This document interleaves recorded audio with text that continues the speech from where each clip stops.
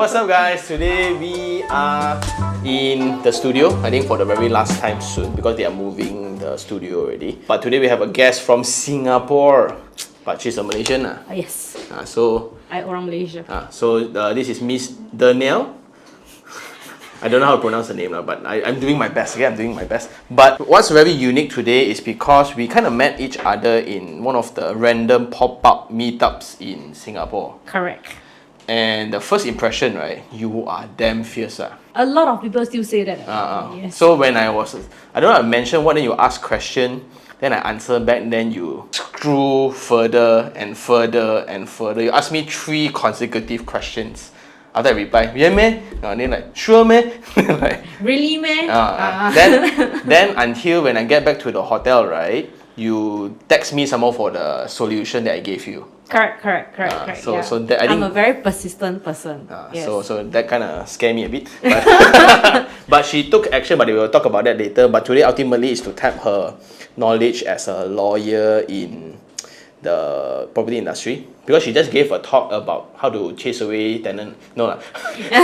how to resolve dispute among owners and tenants. Yes. What is the legal way to do it, and then like what are the practical solutions to it? Yes. But suddenly she's so refined.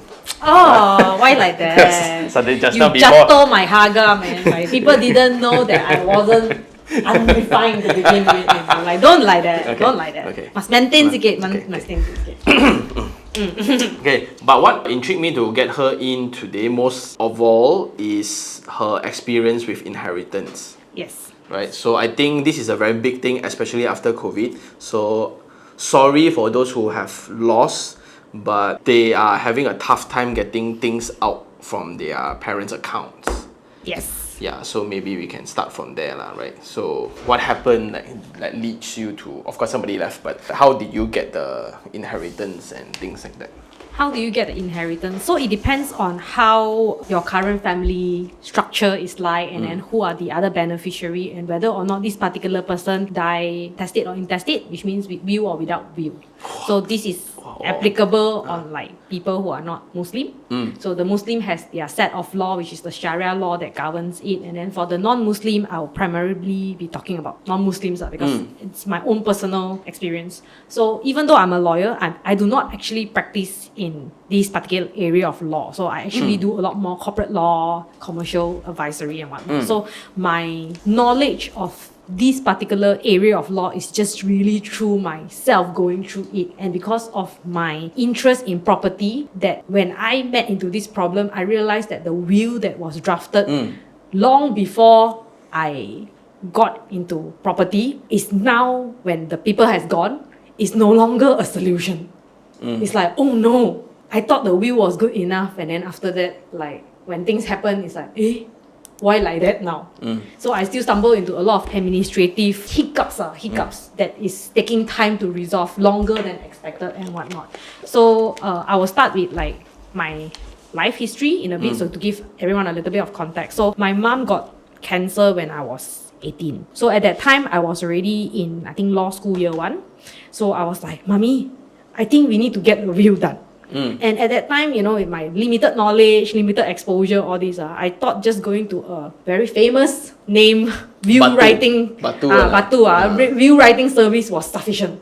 So we went there, then we got templated service because I come from a very humble family background, so we don't have much. We just have like maybe 1-2 house that is maybe one paid off, one not paid off at that time, then maybe 1 car, 2 car like that, then father, mother, 1 younger brother. So it's like simple very basic standard package in Malaysia, standard package family. So we did that. So I thought like, the will 800 ringgit done. Then I park it somewhere, then never think about it. 5 years later, of course, my mom went through cancer, then relapse and all this kind of thing. You obviously don't have that kind of capacity and mind to think about this. And even after I finished law school, during that period of time, it was not something that I practiced, or not something that I was entirely familiar with, right, the practice of law. So I never reviewed that particular will. Okay, never think about it. So that happened, my mom passed away.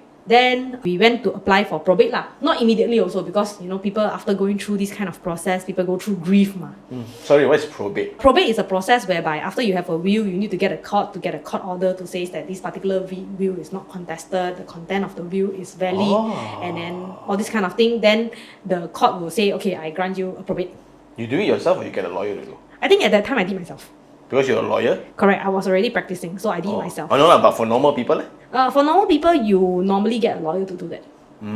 Because the process itself is slightly more, I wouldn't say challenging lah. You can file your own petition. It's possible that you refer to the rules of court to do this. But this service is something that is the bread and butter for most lawyers. So it's quite accessible out there. You can find most of the lawyers offering this as a ready service.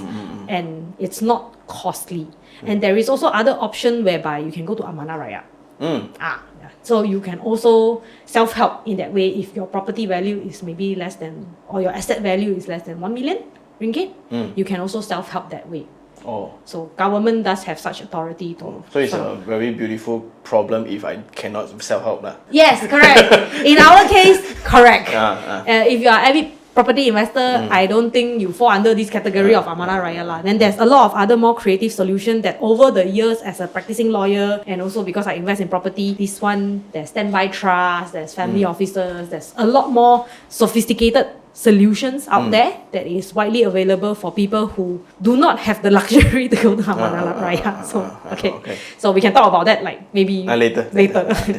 Yes, but anyways, so in that case, when I had to go and do probate, I filed a petition myself, all this kind of thing, under my own law firm. I'm not own law firm, I was practicing in a law firm, right? So my boss was saying that, okay lah, just do yourself lah. So I did myself. So I did the probate. I got the order for that. But I did not do perfection of title. So there was still one administrative step now that the court say that yes, the content of the will was correct, there was no contest to all these, you are the rightful beneficiary based on your mother's will. Okay, then you need to actually take this and then go to the land office to perfect your title, to properly transfer what was owned by them to then you, right? So in that case, the house was owned 50-50 by my father and mother. So my father was still alive, but my father is 9 years older than my mom when my mom passed away. So I was like under the impression that, that he might not live so long anyway. So if I want to do the perfection of title, might as well do it together lah. To consolidate the process, don't go through the hassle, all this kind of thing. So then I just leave the perfection of title like there. Tepi sekejap lah. Then life happens, I moved to Singapore to work and all this kind of thing. Then my father fortunately lived another 9 years. Almost 9-10 years later, which is a good problem, right? But then when my father passed away, I went and did the probate. Probate was okay, but then at perfection of title again, because right now the house is 50% supposedly belong to my brother, then which is my mother portion, and then my father portion was 50% belonging to me, right? Then we wanted to do the perfection of title. We got into some administrative hiccup whereby the perfection of title wasn't done well. Then my father's will, also because it was the batu, the template, that I also never go and review because I was also not practicing that time, right? And then I was under the impression that I may be the administrator. So I somehow never just go and look at this lah. Then my father is my mom's administrator. So when they need to do this perfection of title process, the court now asks, your mom passed away, your father passed away. So you are supposed to be an administrator to your father's will, but not an administrator to your mother's will. So now you and your brother need to come up together to court, attend court to say that, hey, he allowed me to sort of run this process without contest. So that was one of the administrative hiccup that we got. Then the challenge here is my brother is out of country for work and he doesn't want to come back to deal with this problem. So I was like, I'm stuck because if I file this thing, the court requires attendance of another beneficiary, of which this person don't want to attend court. I am stuck in this administrative loophole, man. What can I do? So I'm still in this problem. I'm still trying to find solution. You haven't got out? No, I haven't got out. I found solution for it lah. I mean, there are certain things that I can do lah. Like I know the answer to all these problems now, but I am myself still in this problem. Yes. And also because going through this process twice, I realized that how a templated agreement, a templated will is not the solution because your child might have other financial planning than you. That could have been done better if your will is drafted better by just using N or nominee. My mother's property, right? Remember I talked about my father, mother got one main house, then the second house. So that second house was totally owned by my will to me entirely, 100% to me. Both my mother share and my father share will to me. So that one perfection of title, no problem.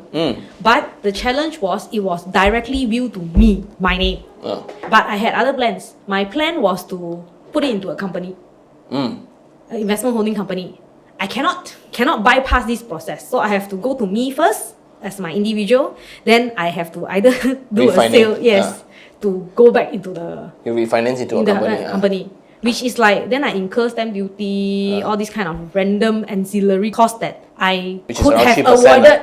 Around 1 to 3%. Correct. That I could have avoided all by just adding 3 words in the will. N or nominee. What is N? A-N-D lah, N.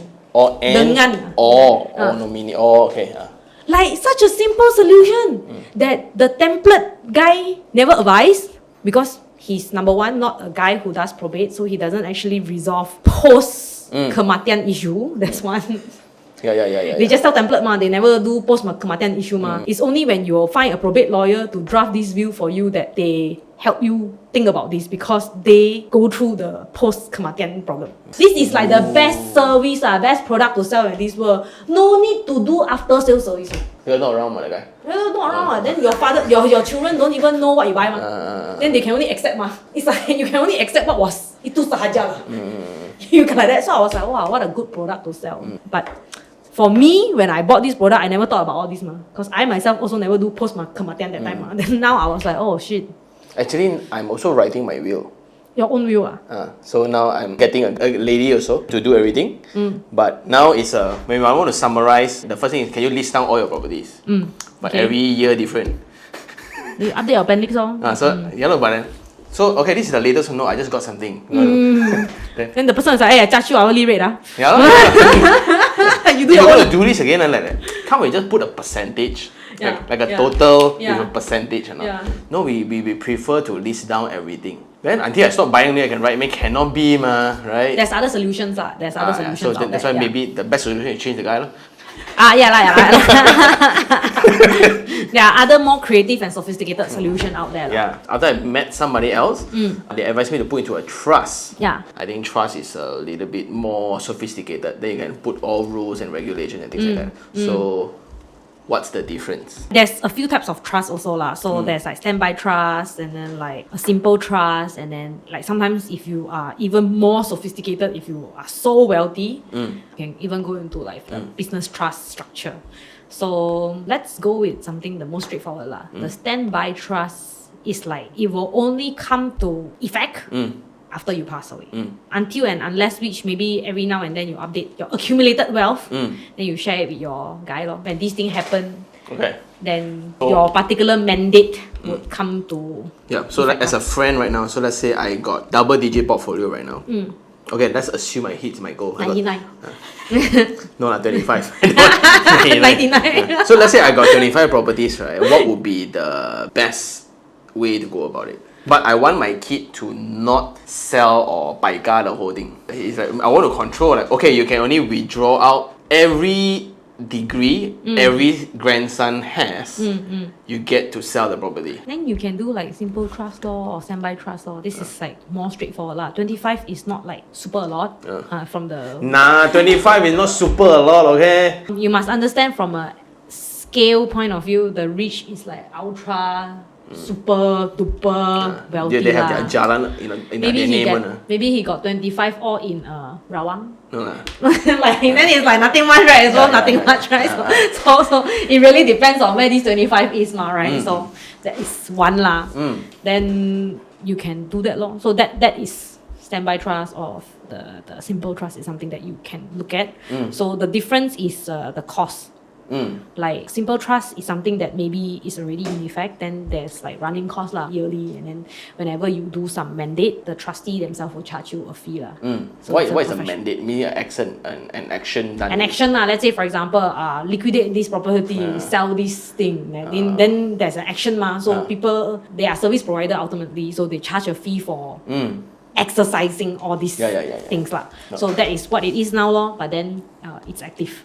So it depends on your financial objective in terms of which one suits you best. So if let's say for example you have the kind of portfolio that, let's say in your case 25 and then you just one kid then very straightforward. Only after I die he can do all these then confirm. then maybe dream on.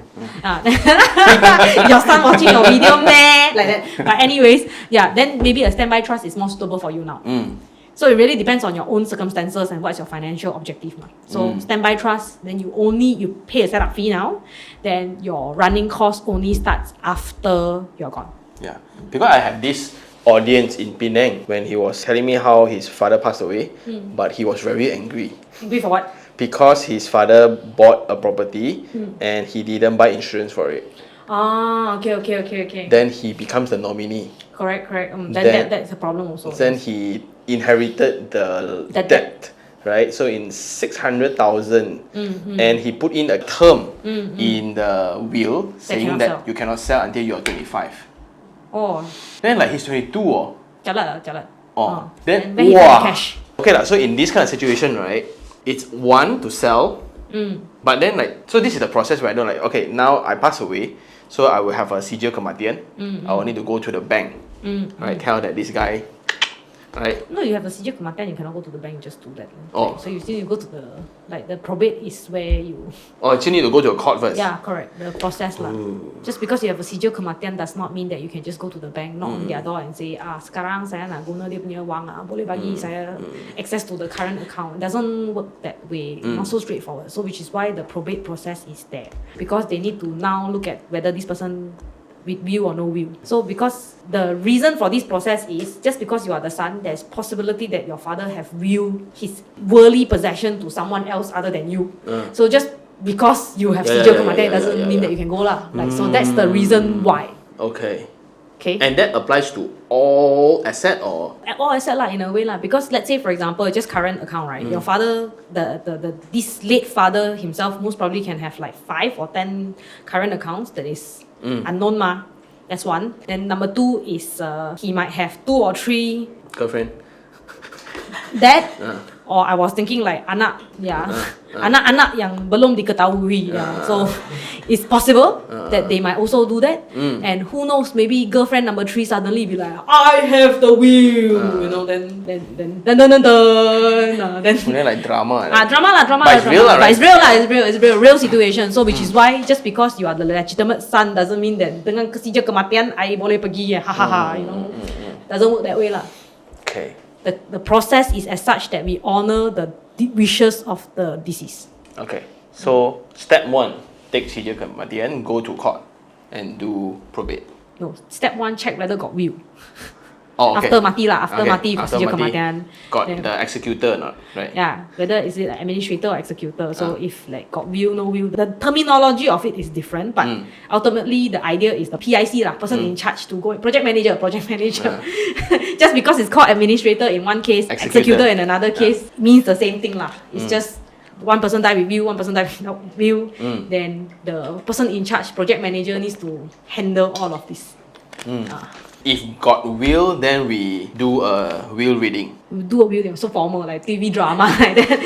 But yes, but it's correct. This is really a person who knows zero. Yes, betul. So if like those TVB drama that you nampak, right? Like we have a family meeting now. Now that father is gone, this is the will that I found in the safe. Let's open it up and then like the Hong Xing Da. The Tang Xing Feng Bao, that kind of TVB show. Then that you round this long table, then everybody sit there, then they go through the first anak sulong dapat ni, anak kedua dapat ni, anak bongsu dapat ni. But officially is it like that? But it's a written form lah. I mean, family-wise, yes lah, you can do it in a round table. Yes lah, you normally do this lah. That's the most civilized method outcome. Or because now just email. No lah. Oh, I WhatsApp you. I WhatsApp you. The will, I PDF already. I cam scan, and then send to you. I story to you. Yeah, but yes lah. I mean, depending on how the family want to do it, ultimately it's just about sharing the will and then the content of it. Then your brothers, sisters, if you are very lucky and fortunate that nobody contests to the validity of the will, then you just appoint a lawyer, then you get it done. Then the lawyer will ask you for all the documents that is relevant, which is like the sijil kematian. Do you have a list of assets and liability? I also got another uncle. Okay, this is not my uncle, audience, right? Came to me, hey, my friend, the property that he buy, right, all no loan one. So all cash? All cash. So then when This person so rich, I cannot comprehend. they have different problem, right? Different problem, okay. But then when he passed away, they don't know how many properties he have. Oh, okay. So how? Run a search in the land office. But provided is his name, right? That's one. Provided is also in the local jurisdiction that the lawyer can go and help. If let's say this guy go and buy like, I don't know, Those illegal... not illegal lah, but like, I don't know, invest in like some Bali investment, then like international unknown, one, like then very hard what. You cannot expect the lawyer that you pay like 5,000 ringgit to do probate, then like, wow, right to 165 country to do all this is like, makes no sense also ma. So that's why it's always wise that Take loan. you... no lah. It's always wise that you do proper planning lah. Yeah, that's why like this episode, a lot of people like thought like, why we all giggly, right? But about this topic about death. It's not scary. In fact, I strongly advise people understand the implication that it has on your loved ones, because all of us are here in this world to make a living, to create and make a better life for our loved ones. And please do not leave behind more problem than it is. Yeah. So of course different people got different philosophy behind this, but ultimately I am of the opinion that if you can do proper planning, of course you cannot plan for all the unknown sophistication or the things that who knows, maybe my child's so millionaire like Elon Musk, I don't know. Yeah, sue him back. Good lah. In that case, good lah. Then my property, all these are valueless to him lah. So it's good lah. Please lah, take lah, please lah. Give face lah. Give face lah, take lah. I built my whole life 40 years I do this for you you don't care yeah. I mean, jokes aside, ultimately we want to leave behind peace of mind for our children, which is why we work hard when we are young, and then we do proper planning, which is why insurance is important, the MRTA, all this is also important, that you manage it. And then what we are here, or I am here to share this message that, you see, I was in this mess, right? And you're a lawyer, you know. Yeah, and I'm a lawyer. And you still don't understand what is mandate, what is probate, what is English pun tak pass already. You want to say. But all this is legal terminology, of which the legal professionals are there to help. Yep. I am not even a practitioner in this particular field. I'm only a victim. In my case, I'm a victim of this whole entire situation, right? But with the knowledge of me being a victim, I now know, the solution so simple. Wow, this area of law not as straightforward, as simple as I thought. It's not only M&A that is sexy. It's not only shareholder or corporate directorship, all this kind of like fancy nama that is important practice of law. You cannot look down upon the lawyer uncle who works in the second floor, who does probate. Like real story, they really solve your problem that is very close to you, because they are in this every day they do this like day in day out. So with like 30-40 years of practice, they obviously have certain level of knowledge that they have come across situation that is like, betul ada benda ni. So then when they help you with the drafting of will, it is better. It's not to say that it's entirely foolproof, because then again we are also not there to examine the quality of their work, but you should be finding somebody who is expert in this lah. I would say lah. Don't go and find like... Don't find discount. Discount uncle, package, 500, or like you go and review, download online. Boleh tau, view you can download online. The law will tell you that actually it's very simple to draft. You take a tissue paper. The simple law to just draft a will is really very straightforward. You take a tissue paper, you write now I record, you record me, I write. Then after that, you witness Okay, valid. Boleh dah, tissue paper ni valid. Take picture, valid. Serious, no joke. That is as simple as it is that writing this will pass. Because the intent that matters. Correct. And there's one very simple rule only, which is as a witness you cannot be the beneficiary. That's all. I'm not gonna give him my property, right? Like so obviously I'm not gonna give him my property, right? So my will valid what? Recorded what? Intent was clear, recorded. The making of the will, check, done. But and or nominee, we just check up, die law.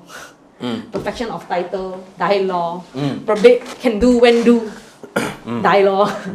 Whether or not your kid, your expectation that is they are slightly more sophisticated than you that go and do IHC, they want to do some planning, maybe put into their operating business, liquidate, refinance. Never think about all these, what, right? Die lor. Not die lah, but like you put your child or children in a problem that is like actually with a little bit of advice from the professional could have resolved. And now we still don't have inheritance tax yet. No. Okay, so there was a time there was inheritance tax in Malaysia. Was there? I can't remember. I mean, ever since I started, because I'm not a practitioner in this lah, but ever since I am in this problem, there was no inheritance tax. Okay, so in Japan, the inheritance tax is you need to clear the tax first before you claim ownership. Yeah, some countries, yes. Right, so when you pay taxes, means I give you a 1 million house, inheritance tax is 10%, means you need to pay 100,000 first, only the property is yours. Yes. If you cannot pay the 100,000, that one belongs to the government. The state law, yeah. So we are still in a very lucky place in Malaysia whereby this is not really a problem, but the problem that is around it is still there, which is what we just mentioned lah. There are still other problems lah, yeah. But I think like regardless of there's no irregardless this word. Regardless. All of that always want to correct me. Regardless of levels, like you sure still got saving account. No matter how much you die, right? You still got EPF, you still got whatever. Just go write a will. Oh, EPF also, actually I think there's a compensation that they will give you if you were to file within like 5 to 6 months. Yeah. Which I also didn't do. Pandai sangat. Means what if the person die already, then you need to go. You go, then after that with your probate and all this kind of thing, you go and get like like maybe 5,000 ringgit extra, if I'm not mistaken. If I remember correctly, the rate was like 5,000. They give you a bereavement money. Yeah, so I think a lot of unknown things to think about, especially for the audience of the channel. So you're now going crazy with all accumulation, right? Something to think about, because ultimately, what's the goal? The goal is to make second generation better, or our loved one better. So don't make things complicated. Now I'm also having like the will thing becomes so complicated because I got digital asset. Painting, gold bar, billions that maybe you save somewhere. So now it's then whether the company is still existing after you die.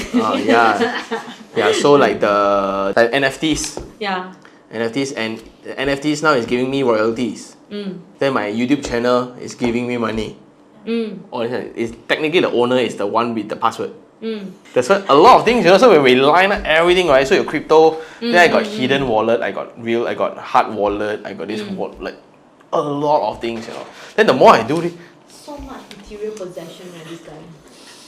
Work hard, but okay. Not like me. All I have is just that. Anyway, but ultimately it's just to do our role as a responsible parent, parent, family member. Yep. So just matches out there. But now let's pivot to your first property. Oh, my first property. In my case, I was fortunate or unfortunate that my mom got cancer when I was young, when I was 18. So at that time, my mom was like, oh, you know what? I may not be able to manage all of this anymore. So she segregated her not much cash to like my father, my brother, and me. Then with that limited pot of gold, I was holding on to it. Then after that, my mom passed away. Then I look at my bank account statement, right? Then I was like, oh no, this cash looks like will dwindle very fast. Like from just X amount. I was like, oh my god, you go holiday, 10K. You tire ponjet, 2,000, like all this kind of thing. Then you look at the cash number, it's like getting less and less, and cost of living was high. So my salary was like every month I can't even have savings, because it's just like, oh my god, every month it's just cukup lah, Then when the tire ponjet thing is like, oh, straight away you need to take money somewhere else to go and cover this, right? So the life of a salaryman in KL. So I was like, what can I do to make this pot of money of legacy, of worth, like, so I was just having this mindset in mind, right? Like, just what can I do? Buy gold doesn't make sense, like, then I keep wear, also scared, safe deposit also scared, all this kind of. So I was like, okay, maybe buy property, so at least I can say I have a house that my mom bought for me, right? So with that mind, I blindly just go and buy first property. Gila, like, okay, I go and tengok satu, no research, no homework, no nothing, like that. I want to stay here, looks good. Okay, pergi tengok 10 kali, beli. That's 95% of people. Yes, but so that's exactly what I did, Like, How old was this? How old were you? 24, 25. Where is it? Where is this property? My first is in Tiara Kelana, Oh! next to Paradigm Mall. So fortunately, very good rental returns. Good tenant flow. My first tenant was Popular Bookstore. They Host their... Yeah, their hostel as a hostel. They run it as for their staff. This is the leasehold one. Leasehold. I never even know about that. I pun tak faham benda ni. Leasehold, freehold. You bukan ke lawyer ni?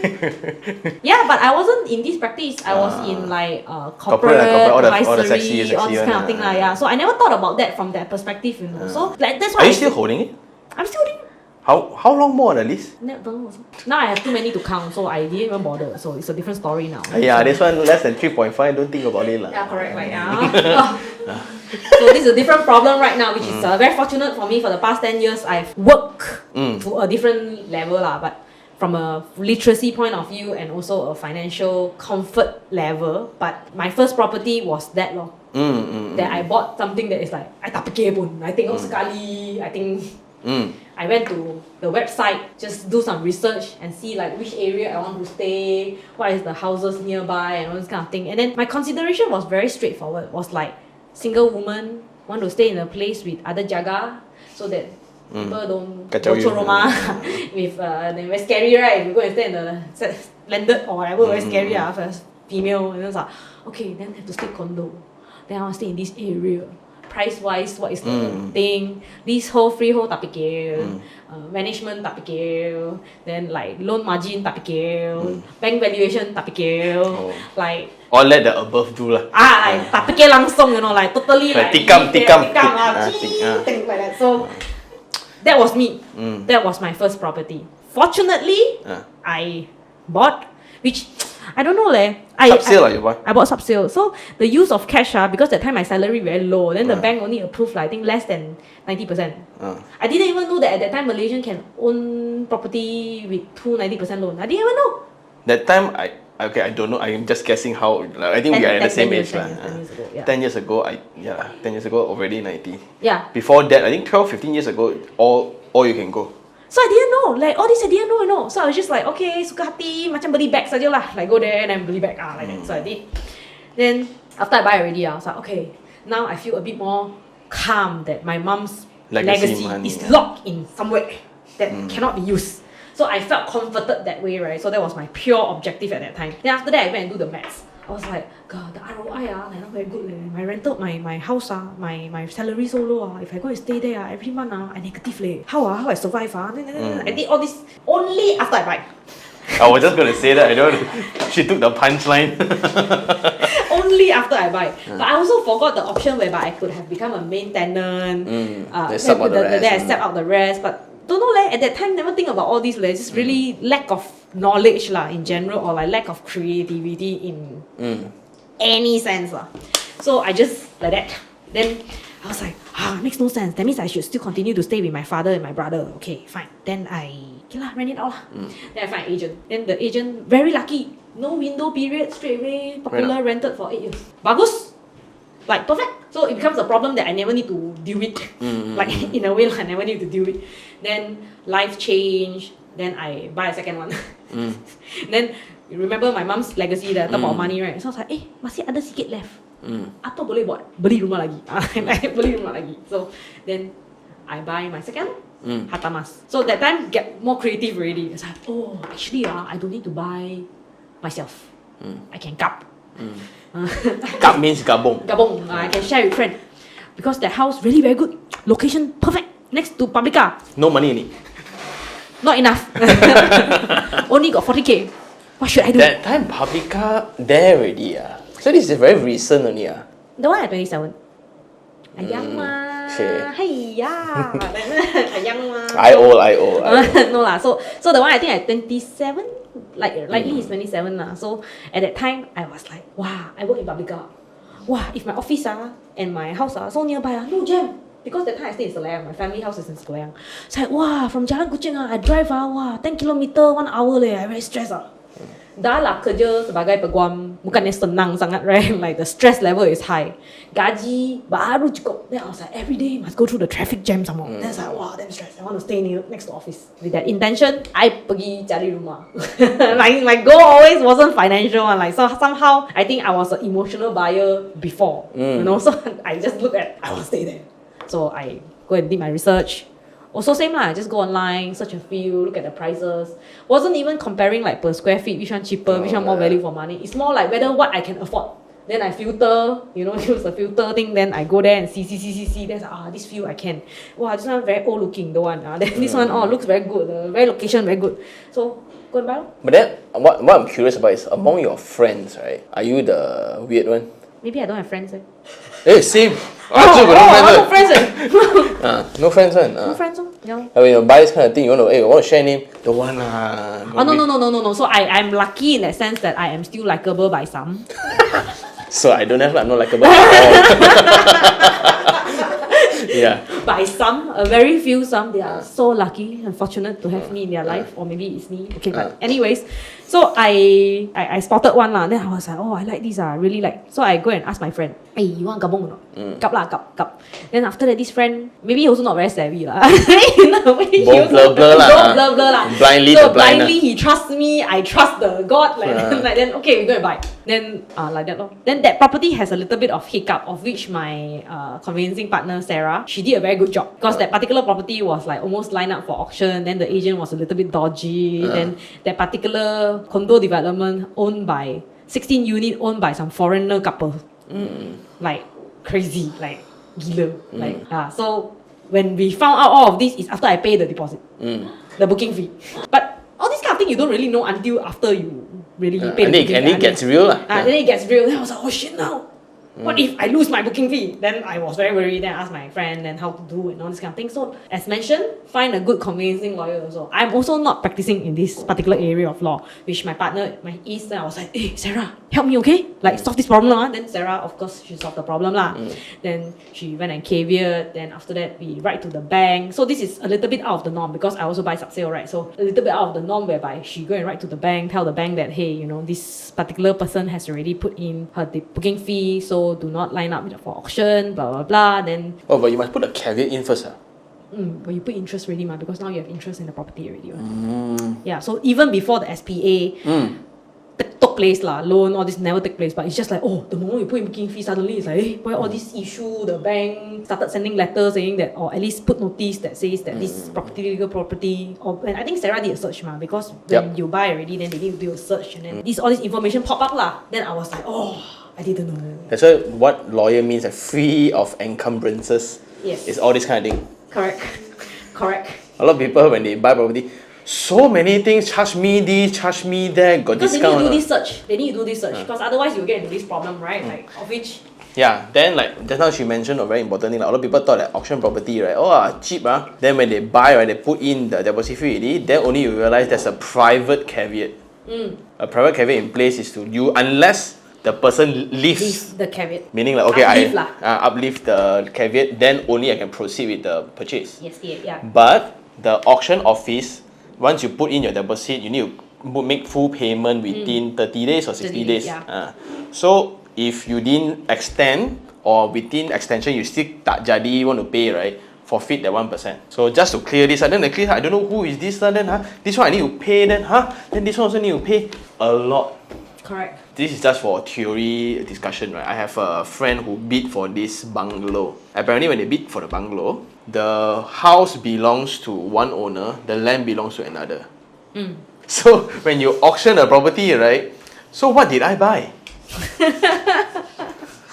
They did a land search, right? Land search, owner tak sama. Then building tak sama, then SPA, name and loan. Wow, this one I also never see before. That's why now, okay, like you can tell me all you want, right, uncle? Show me can. I want to see the title. You know, you all talk, then you all chamcui a bit, you jampo air, jampo garam, or whatever.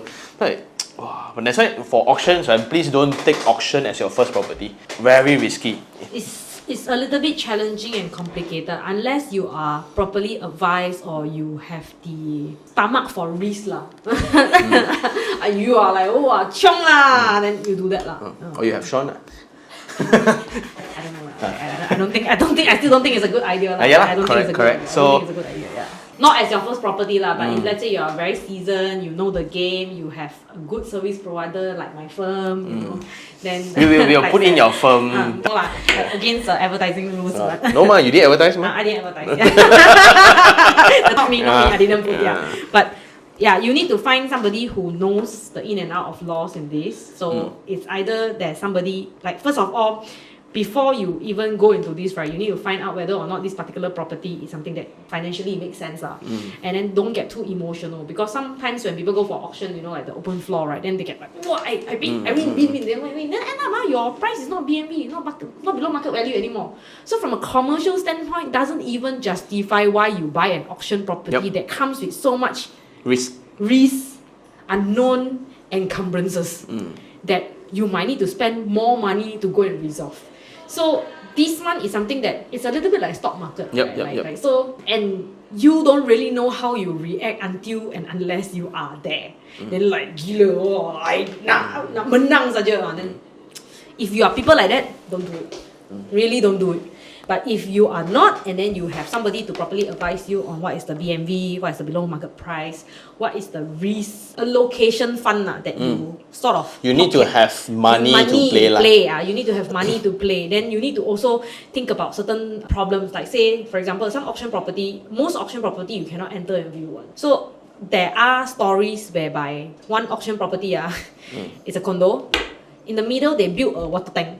Like a fish tank or something like that in the middle. You book up, then it's like, wow, some exotic aquarium like that. Then not viable ma. Like you cannot. I mean, unless you are a fish fanatic, fish lover, then you can continue to live in this lah. Otherwise, you need to spend money to go and dismantle and all this kind of thing. Then all these are costs that was unforeseen. That if you didn't have the risk allocation money to go and sort of do this, you buy this property even below market value. Assuming you buy a condo of 500,000, you buy below market value 380, which is unlikely lah. I can tell you the bank not stupid lah.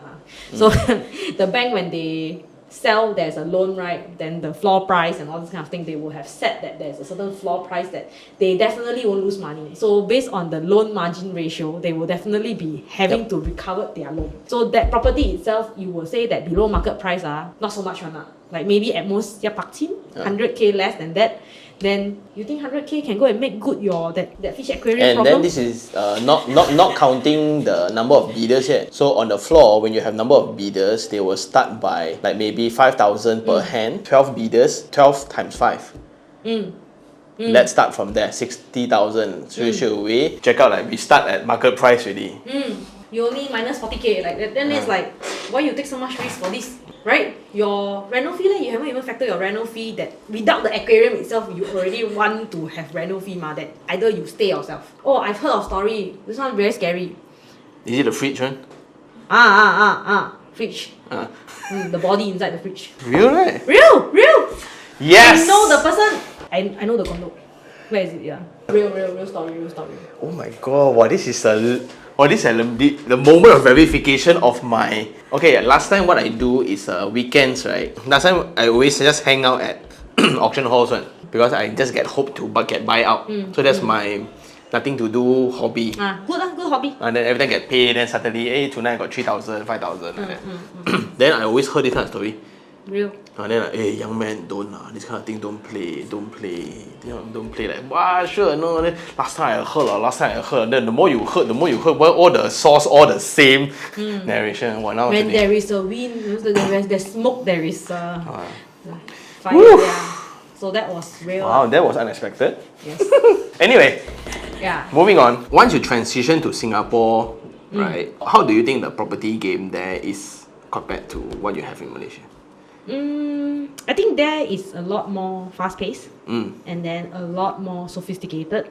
And then in terms of financial literacy and whether who dominates the market makes quite a lot of difference in terms of like two different market, right? So how is it like? Because like now I realize right when I go speak in Singapore, like everybody knows the rule one.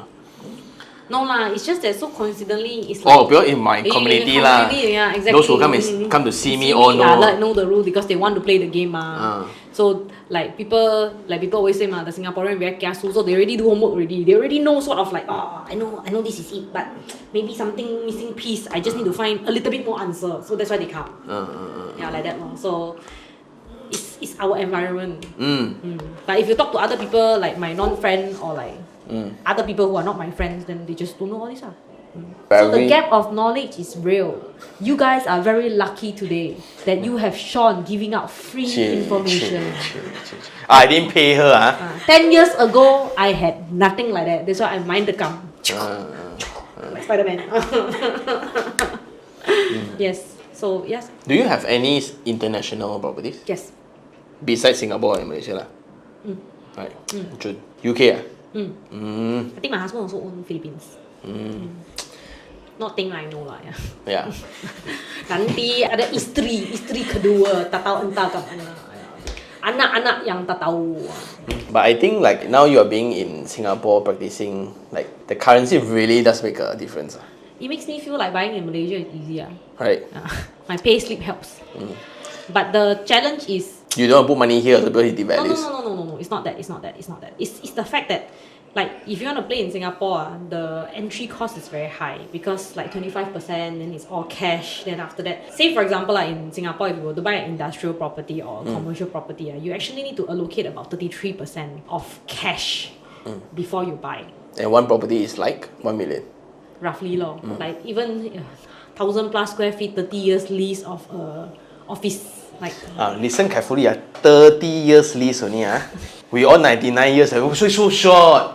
Why leasehold? Okay, but yeah, so that kind is like 800,000 Sing dollar. So you need to allocate 33%. 264.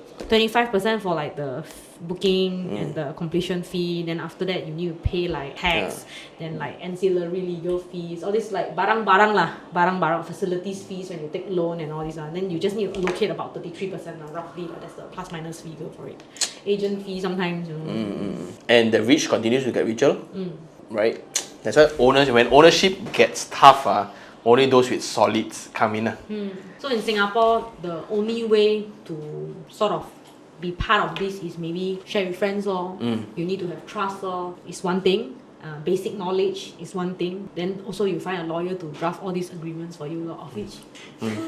But okay, so 30 years like the financing. Okay, what's the interest rate like in Singapore? Right now, 3.6 to 3.8, depending on bank. Is that high or low? High or low? Compared to who? Compared to Singapore, right? Okay, got fixed rate and floating rate lah. So. Because like ours was last time not long ago was 6. For commercial. No. So when COVID it drops to 1.7. Oh, nice. Okay. That's where I buy lah. Then now it go back to 3.84. So but then like it follows interest rate so like the savings in Singapore very low one 2%. Like FD is like 1.2%, like negligible. Yeah, so like when you have low interest environment, your savings also they want you to spend. No point saving FD, man.